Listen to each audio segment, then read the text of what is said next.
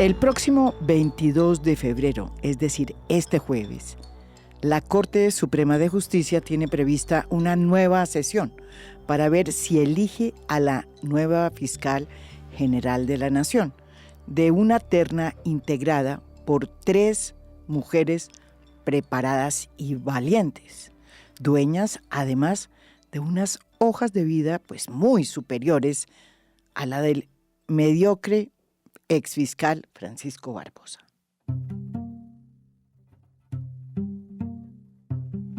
La exfiscal Ángela María Buitrago, abogada experta en derecho penal, su paso por la fiscalía dejó una gran huella, tanto que se le apodó la fiscal de hierro, cargo que ocupó a partir de octubre del 2005 hasta septiembre del 2010, asumiendo la bandera de procesos muy importantes y complicados de corrupción, de parapolítica. Buitrago llevó a los estrados judiciales a Jorge Noguera, entonces director del extinto DAS, por sus vínculos con paramilitares. Puso tras las rejas al exgobernador del Meta, Edilberto Castro, por su responsabilidad en el homicidio de 3 dirigentes políticos de su departamento. Pero tal vez el proceso más importante que la caracterizó fue que ella llevó a la justicia al general Arias Cabrales y al coronel Alfonso Plazas Vega por las desapariciones forzadas ocurridas en la retoma militar del Palacio de Justicia de Bogotá en 1985. Extrañamente, en el 2010, el fiscal encargado, que duró además 1 año y medio en ese puesto, Guillermo Mendoza Diago, le pidió sorpresivamente la renuncia y la calificó de ineficiente. En el 2014 fue nombrada por la Comisión Interamericana de Derechos Humanos como una de las fiscales que haría parte del grupo de expertos de la OEA que investigó la desaparición forzada del caso de los 43 estudiantes de la Normal Rural de Ayotzinapa, en el estado de Guerrero, en México. Así es el temple de esta fiscal de hierro. Que la fiscalía tiene que ser independiente y autónoma, no solo financieramente, misionalmente, sino también evitar, y yo me comprometo, señores magistrados y magistradas, a evitar que haya alguna clase de interferencia. La segunda ternada es Amalia Pérez Parra, abogada, experta en derecho penal, y fue nada más ni nada menos que la jefe de la Unidad de Derechos Humanos de la Fiscalía, la misma que investigó casos insignia en la guerra paramilitar y sus nexos con el ejército en los 90, hecho que impulsó en su momento muchas de las peores masacres de nuestra historia reciente. Ella investigó la masacre de Laro y la masacre de Trujillo, y fue su despacho el que abrió la investigación contra el general Jaime Humberto Uzcategui por la masacre de Mapiripán. Según Indepaz, las investigaciones que hizo Pérez contra los paramilitares, como Mancuso, Carlos Castaño, y de cómo todos ellos tenían resortes con altos mandos de las fuerzas militares, la obligaron a salir del país en 2003. Y desde entonces está exiliada en Canadá. De igual manera, será de mi especial atención y compromiso el asunto relacionado con los sistemáticos homicidios cuyo sujeto pasivo son los líderes y lideresas sociales, los defensores del medio ambiente y de las minorías, y desmovilizados o personas comprometidas con el proceso de paz actualmente en desarrollo. La tercera ternada es Luz Adriana Camargo Garzón. Ella fue magistrada auxiliar de la Corte Suprema de Justicia, en momentos en que en ese alto tribunal se investigaba la parapolítica. Ahí conoció al hoy ministro de Defensa Iván Velázquez, con quien después trabajó en Guatemala, cuando Velázquez ocupaba la jefatura de la Comisión Internacional contra la Impunidad en Guatemala. Y yo les quiero decir que yo no estoy acá en representación de persona alguna. Y yo no esgrimo ninguna bandera distinta a la de la rama judicial. A la de la rama judicial, que además me comprometo a defender en su autonomía y en su soberanía. No obstante, a pesar de que la terna es de lujo y de que cualquiera de estas tres mujeres puede sin ningún problema asumir uno de los más altos y más importantes cargos que hay en el Estado colombiano, pues no parece que vaya a haber humo blanco en la Corte Suprema de Justicia, en lo que sería su tercer intento. El primero, infructuoso también, fue el 25 de enero. No se pusieron de acuerdo porque en esa oportunidad ganó el voto en blanco. 13 votos obtuvo el voto en blanco. 9 fueron para la doctora Amelia Pérez, 5 para Luz Adriana Camargo y 0 para Ángela María Buitrago. El segundo intento también fue infructuoso. Se hizo el 8 de febrero, el día en que también Gustavo Petro había convocado las manifestaciones para que sus huestes salieran a defender a su gobierno de lo que él consideró era una persecución que le tenía montada el entonces fiscal Barbosa. En esa ocasión tampoco hubo humo blanco y la Corte fijó una nueva fecha, y esa nueva fecha es el próximo jueves 22 de febrero. Esta decisión, como ustedes bien lo saben, produjo entre los manifestantes que en ese momento estaban agolpados en la Plaza de Bolívar un intento de motín, protagonizado por unos 4 o 5 manifestantes que se agolparon en las puertas del Palacio de Justicia a exigirle a la Corte que votara para que se evitara que una persona tan cuestionada como la vicefiscal Marta Mancera quedara encargada de uno de los puestos más altos e importantes que tiene Colombia.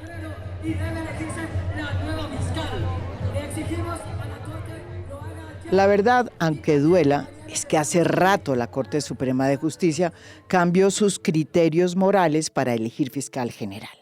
En el papel sigue contando la idoneidad para el cargo y también la preparación para asumir los desafíos que supone llegar a tan alto lugar. Pero en la trastienda, donde el poder se compromete, lo que más aprecian los magistrados a la hora de elegir a un fiscal es la capacidad que tienen los candidatos de darles puestos en la fiscalía. El que satisfaga su insaciable apetito burocrático debe ser el coronado. Ese criterio tan dañino es el que se ha venido aplicando, sobre todo en las últimas elecciones para fiscal general. Le hace la de Néstor Humberto Martínez y la de Francisco Barbosa.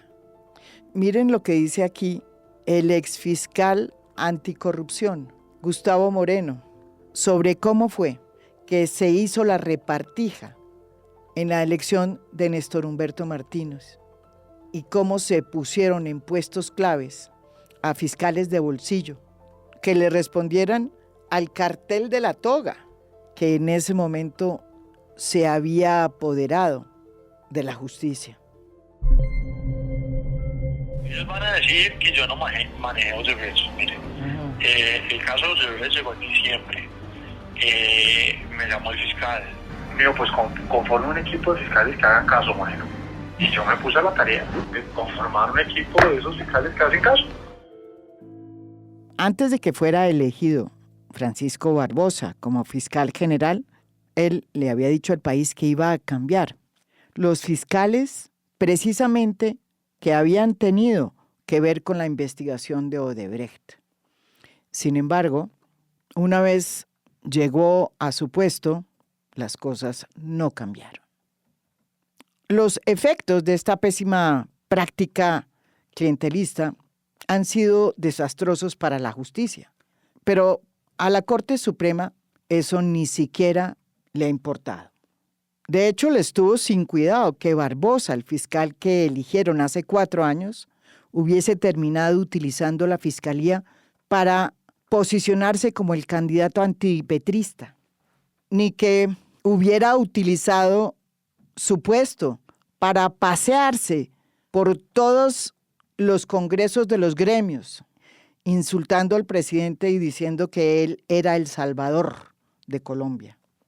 A la Corte Suprema tampoco les importó que su pupilo montara un discurso peligroso que fue endureciendo el último año de su mandato, dirigido a incentivar la percepción entre los sectores de derecha de que Petro, por ser de izquierda y haber sido guerrillero, pues era indigno de ser presidente de Colombia.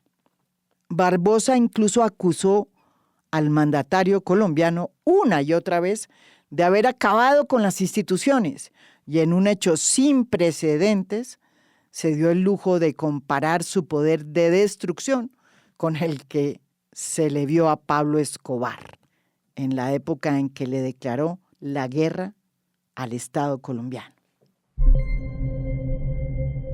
Hay mucha gente que muchas veces considera que se puede romper la institucionalidad del país radicalmente. Yo creería que Colombia tiene la posibilidad de ser un país resiliente. Hemos vivido momentos difíciles, pero hoy desafortunadamente, si hace 25 años el país lo puso en jaque Pablo Escobar, lo está poniendo en jaque Gustavo Petro.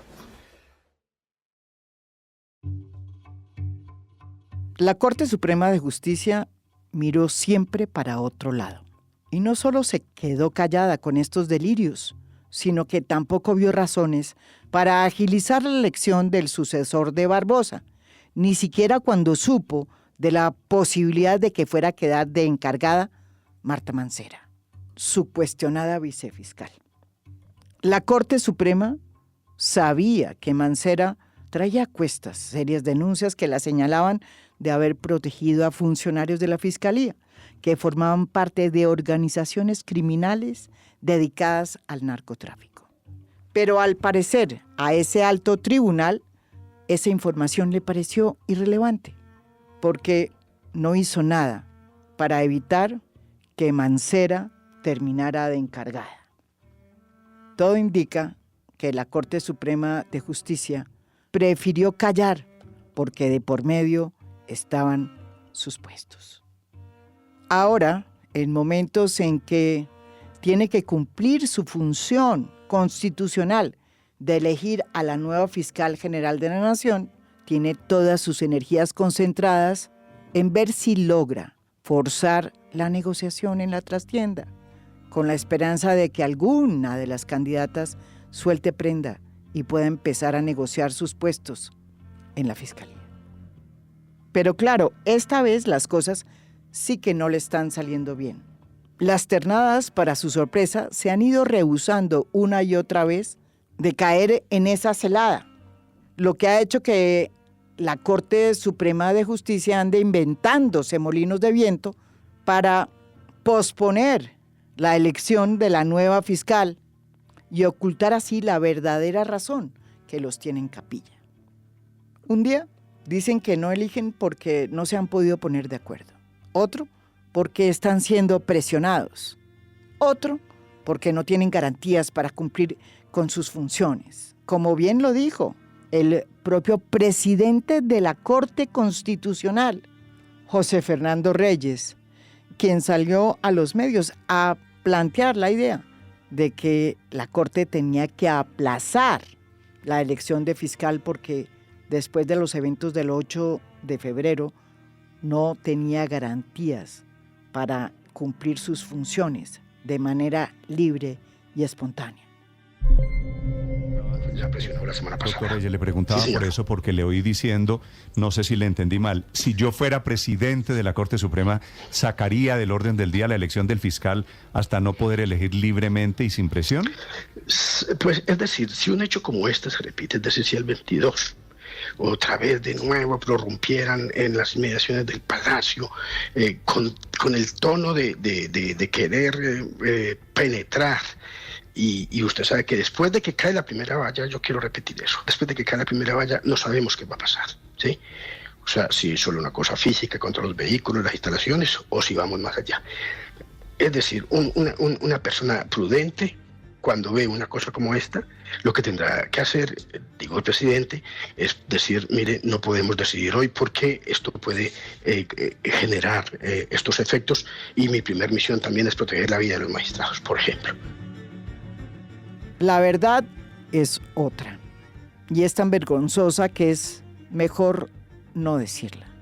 La única razón por la cual la Corte Suprema de Justicia no ha elegido a la nueva fiscal no es porque no tenga garantías, ni porque esté presionada, sino porque todavía no ha podido cuadrar con ninguna de las ternadas cuál es la tajada del ponqué que les toca.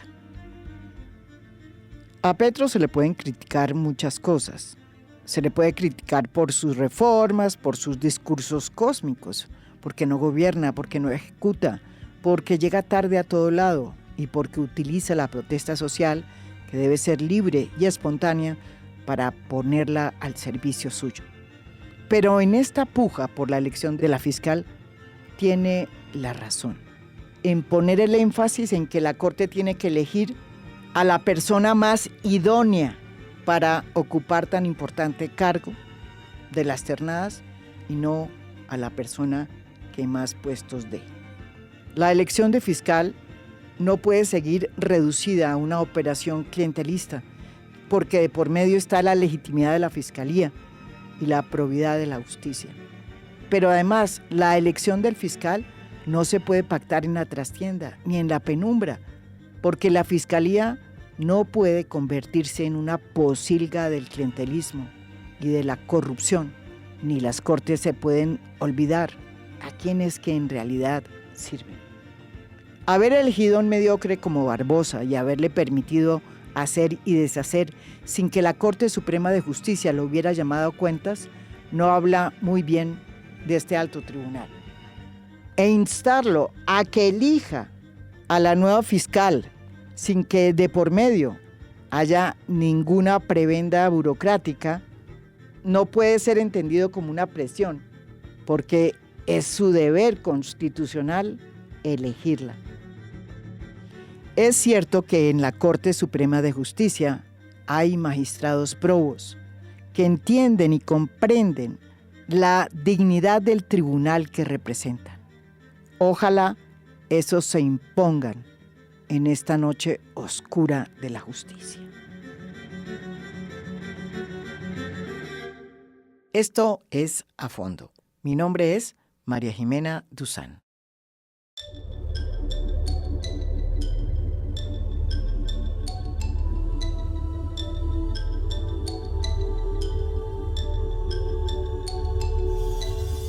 A Fondo es un podcast producido por Mafialand. Productor general, Juan Pablo Conto. Gestora de audiencias, Beatriz Acevedo. Postproducción de audio, Daniel Chávez Mora. Música original del maestro Óscar Acevedo. Nos pueden escuchar también en mi canal de YouTube. Gracias por escuchar. Soy María Jimena Duzán.